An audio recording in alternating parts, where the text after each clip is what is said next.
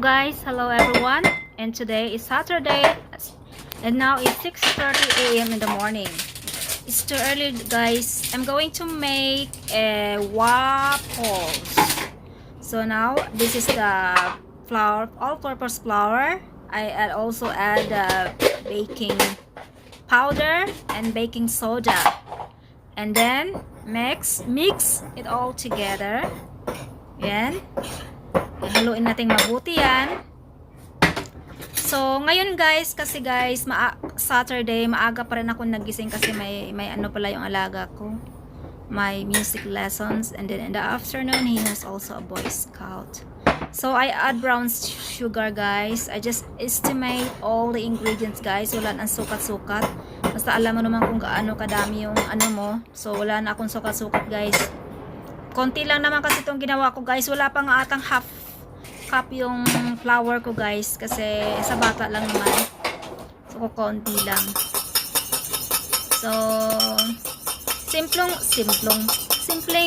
recipe lang ito guys. Simple recipe ng waffles. And this is my second time to make waffles. So, ito yung egg. I-beat natin yung egg. Isang egg lang yan. And then, yeah, mix it thoroughly to the flour. So, haluin natin mabuti dyan. Yan. And then, add some water. Yung pag-add ng water, guys, is estimate lang din. Unti-unti lang para yung tama lang. Hindi siya masyadong maraming tubig. Hindi rin siya masyadong dry. Yung tama lang. Marunong naman siguro kayong mag-ano. Tumingin kung ano lang yung ano. Sa akin kasi yan, ganyan lang. Ano siya. Yung tama lang na hindi siya matigas. Hindi rin basa yung parang lambot. Sobrang lambot. So, haluin lang ito natin ng mabuti, guys.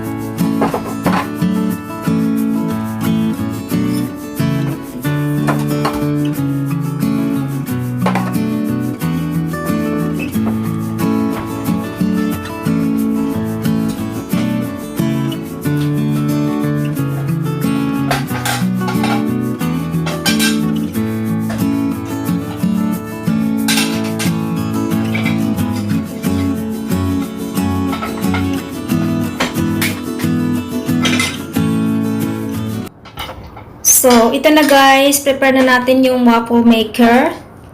So, ayan. At maglagay na tayo ng ating lulutuin. Ating mga mixtures na ingredients. Ayan. So, maglagay tayo guys, yung tamang-tama lang. Hindi kailangan ng marami kasi tutubo yan eh. Pag naluto na. So, dapat enough. So, ganito yan. Enough na siya guys. And then, ayan. So, i-flag na natin yung saksakan.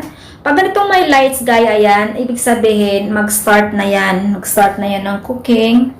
Pag, ayan, wala ng lights, ibig sabihin, luto na siya. So, buksan na natin. Ayan. Taran! Wow! Perfectly cooked. Let's look nice. Looks beautiful. So, ayan guys, tanggalin natin guys, pero kailangan dahan-dahan tayo kasi dapat hindi natin mag-scratch or madamage yung waffle maker, yung plate ng waffle maker. Kasi pag nag-damage yan, hindi mo na magagamit yan. Parang katulad din yan sa non-stick pan. Kaya, ayun. So, let's see. Ayun. Ayun, mainit ha. Dahan-dahan. So, dahan-dahan mainit siya guys. So, ngayon, ito na naman ang ayan, tingnan mo guys, ang ganda oh. So, next, for the second batch, maglagay tayo ulit, the same thing, kailangan tama lang. So, tinakita nyo naman yung niluto ko guys, tama lang siya, hindi siya umapaw doon sa may labas ng line, yung square. So, ayan, dapat enough lang. Kasi yung first time ko nagluto guys, so, ito na naman ang third batch. So, ayan. See? You can see. Very beautiful. Very nice. Perfectly cooked. Ayan. So, ito na guys, ang aking waffle maker. Akong waffles. 3 peraso lang siya guys. Gustong-gusto ng alaga ko yan. So, sa akin yung isa, sa kanya yung 2. And then, so, ito, kakain natin guys. Very yummy. Simpleng recipe lang, pero yummy siya. Napaka-soft niya.